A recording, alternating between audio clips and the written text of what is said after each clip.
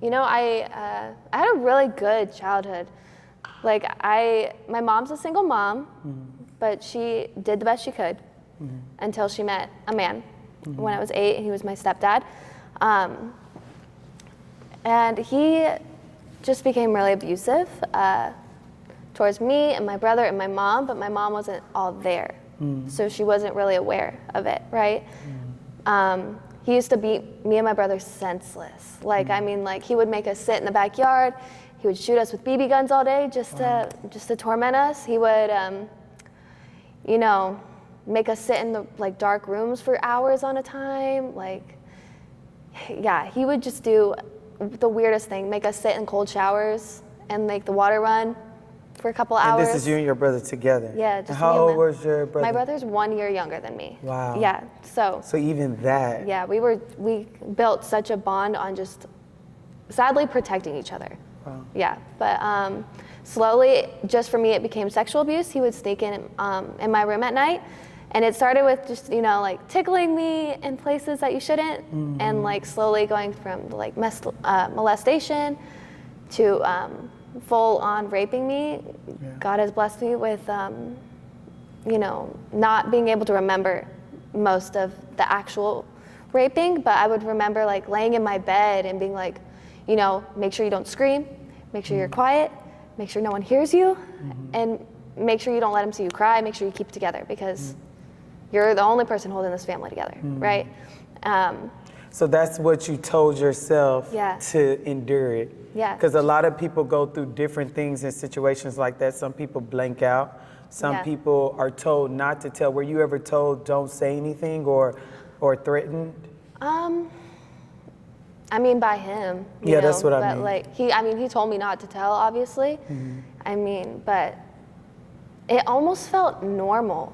Like I was just like, this is just how it's supposed to be. This is how it goes.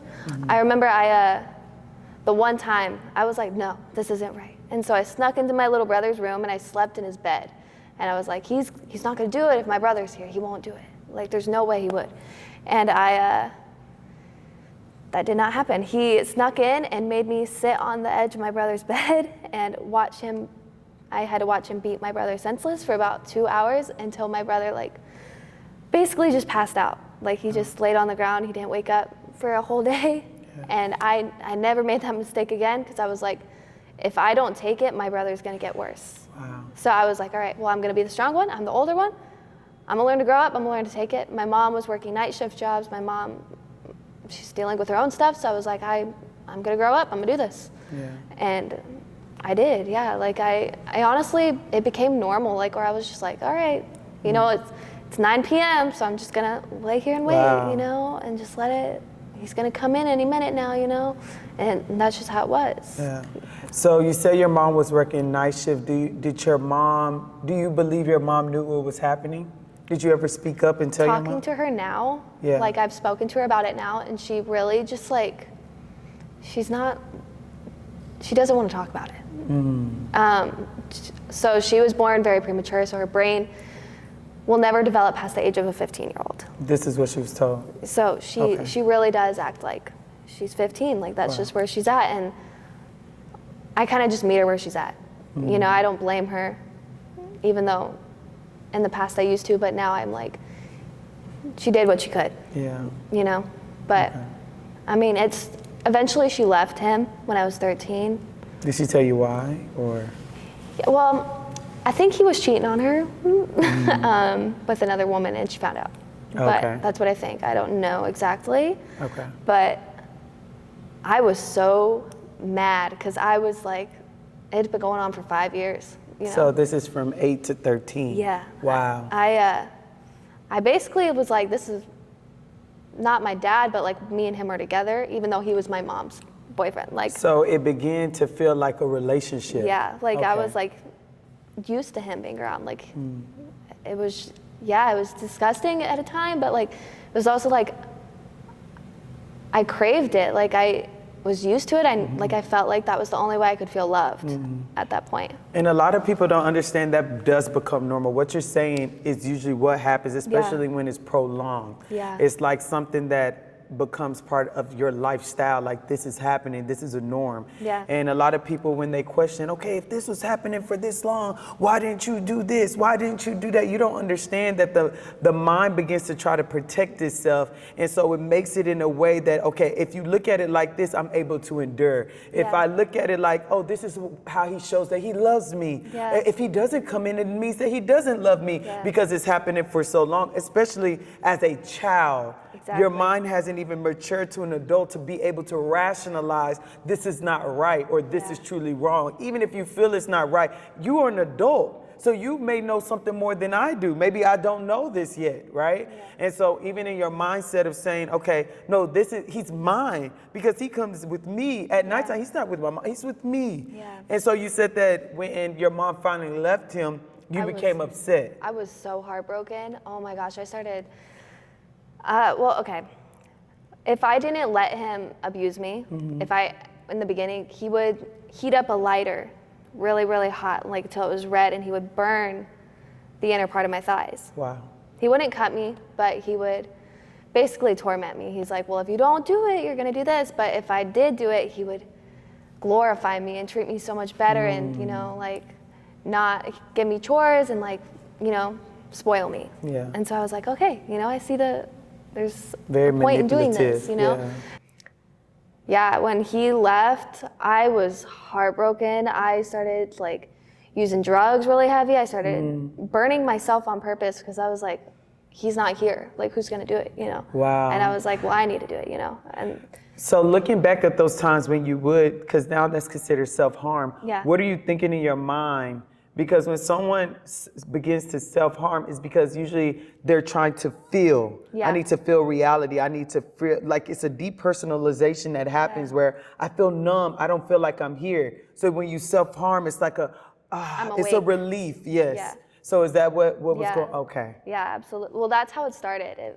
But absolutely. Like, I wasn't cutting myself yet, but I was definitely like burning myself all the time, especially like at night when I was like, lonely, like I would just be like, oh, he's my comforter, and here he is, you know?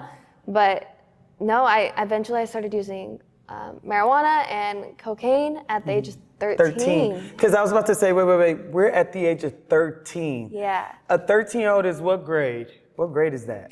8th grade. 8th grade? Eighth grade. Yeah, I was still in middle school. Middle school. Where do you get drugs from in middle school? You don't hang out with kids your age. Okay. Yeah. But okay, 8th grader hanging out with what, 16? Truthfully, like 20-year-olds. 20. Yeah, I wasn't like doing, you know, I wasn't sleeping with them, but I was definitely like thinking I was it. Thinking I was that girl and like trying to make moves and hanging out with older dudes and yeah. So I got mad. I was like, I ain't got no dad. So I'm gonna go find my real dad. Okay, and this is at 13? Yeah. Okay. Takes me a year, I hunt him down. How? What did you do? I basically stole my family's phones and I hunted him down. They would not let me know his name. I actually just learned his name 4 or 5 days ago. Wow, okay. I find out he's in a prison in Oklahoma for molesting underage women. Wow. Of course, you know, of course that's what it had to be, but. No, it's not of course how it has to be, it's unfortunate. And I forgave him on the spot. I was like, you know, that's. And this is a conversation you had at 13 or now? No, at 13 I forgave him. Okay. I was like, he's my only Did you understand forgiveness at 13? No. But you just said I forgive you. I was like, that's not my problem. Okay. Did they tell you why at that time you knew why he was in prison at 13? My family told me. At 13? Yeah.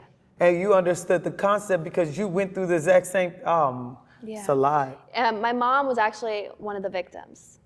So that's how me and my brother came along.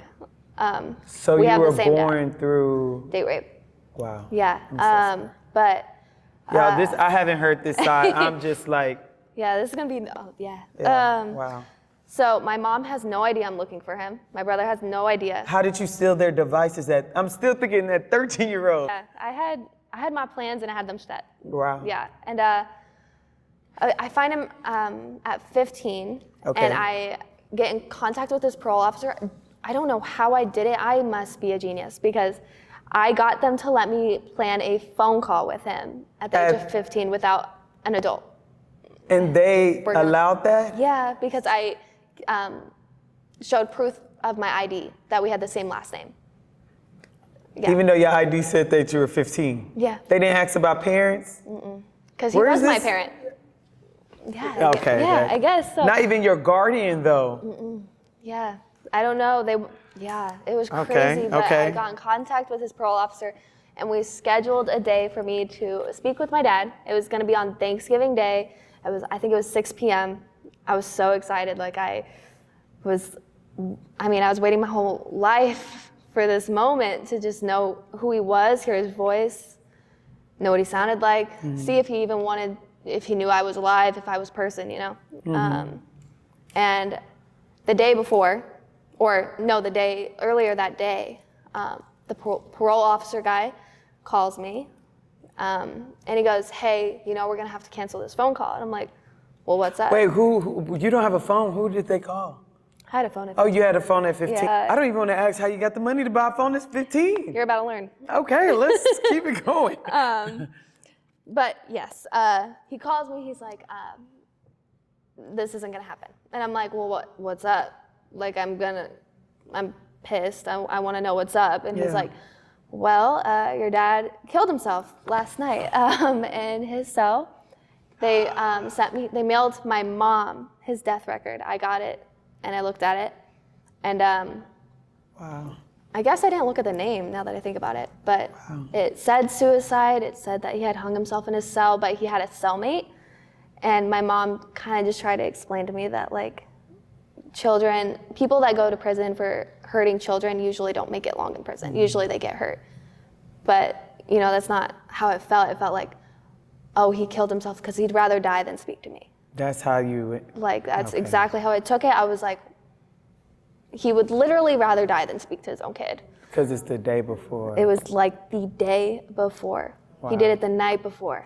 Wow. And so it shattered me.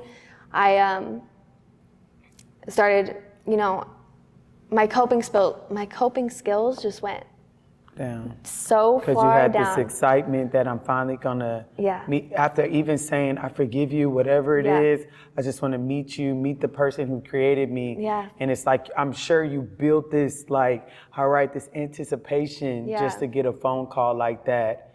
And I think any person will assume something like that, especially the day before, so. It was almost like a movie, like it didn't feel real. Like I was just like, this isn't happening. There's no way this is happening to me because like people don't just do that after saying yes to a phone call with your own daughter. Yeah. People don't do that. But I mean, he did. And so I was just like, all right. I was on prescription drugs at the time and I was At the time before you met him? Yeah. So what were you on? I was on antidepressants, antipsychotics, because I was super depressed about my stepdad, right? And so mom took you to go get help. Yeah. So let's rewind that back so I can bring this situation forward. So at what age did your mom seek help? My mom didn't, my grandparents did, I think. Okay. I was 14. Okay, 14. So they saw the I stopped depression. going to